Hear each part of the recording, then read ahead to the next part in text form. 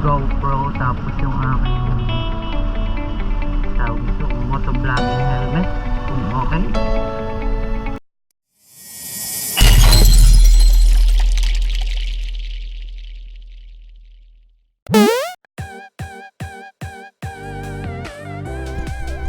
Hello guys, welcome to RAMC vlog. Ngayon ay manggugol naman tayo. Ayan guys, kung nakikita nyo,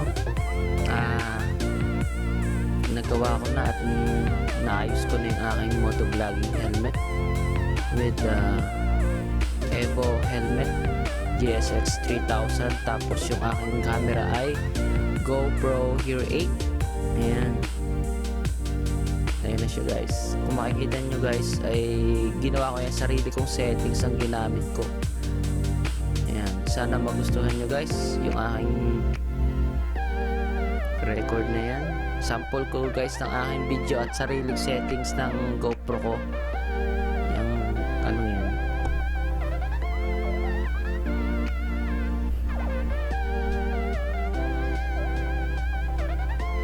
Mag-comment kayo guys kung hindi maganda yung yung aking setup ng aking video, kung medyo malabo or hindi maganda ang pagkakagawa.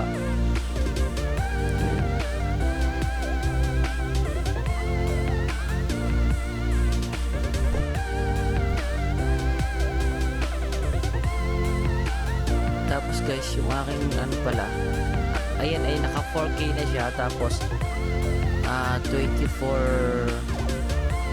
frame per second siya. Ganyan na magiging style ng video. Bali lahat guys, ang gastos ko sa akin motovlogging na yan ay umabot ng mga nasa 38K na.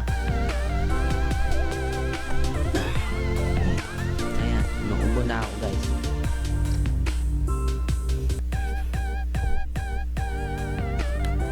Pero napansin ko naman guys, okay naman yung kanyang setup. Tapos okay naman yung kanyang pagmamount ng yung mounting ko guys. Okay naman siya. Tapos mukhang matibay naman yung aking chin mount. Tapos maganda yung pagkakakabit ko. Ang ginamit ko guys ay yung nabibili na chin mount pang GSX 3000 na model ng Evo. Ayan. Tapos yung ginamit ko pandikit, sugro. Yung dating niya, yung 3M niya, tinanggal ko guys. Pinalitan ko ng sugro kasi guys, pwede rin naman yung 3M, kaso nga lang kailangan natin for safety din, kasi sayang naman kung masisira ang ating camera nang hindi natin inaasahan. Kaya doon na tayo sa safe. Medyo may kamahalan nga lang guys, kasi yung chin mount ko umabot ng 750, tapos yung sugurong yun 500, tapos wala pa yung shipping fee doon. Pero siguro kung nandiyan lang naman kayo sa malapit sa mga tindahan o kaya may mabibilan kayo, dyan na lang kayo bumili guys, kasi syempre para maiwasan na din natin ang hassle, tapos tagal ng mga shipping fee, kasi di ba matagal, tapos may bayad pa yung shipping fee. Tayo na yung magbabayad, imbes na yung mga seller, di ba? Ayan.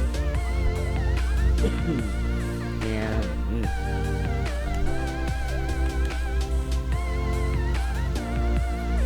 Pinapakita ko pala guys sa aking video niya yung aking tawag nun, yung aking settings ng aking camera. At saka sa mga nagtatanong guys, ang gamit ko ay na helmet ay Evo GSX 3000. Tapos ang ginamit kong chin mount ay pang GSX 3000 din talaga. At yung pandikit na ginamit ko sa chin mount, sugro. Tapos meron ako yung ginamit ko naman na camera action cam ay yung GoPro Hero 8 Black Edition. Tapos yung kanyang case, yung protective case guys. Gumamit ako nun. Napansin ko yung protective niya, case na yon, yung pinakang sa lens niya bubog din pala guys. Akala ko dati plastic kaya nag-aalangan ako bumili, pero nakita ko naman na ganun, kaya yun guys. Yan. Enjoy nyo na lang guys yung video ko. Ayan, maraming salamat guys, sana magustuhan nyo.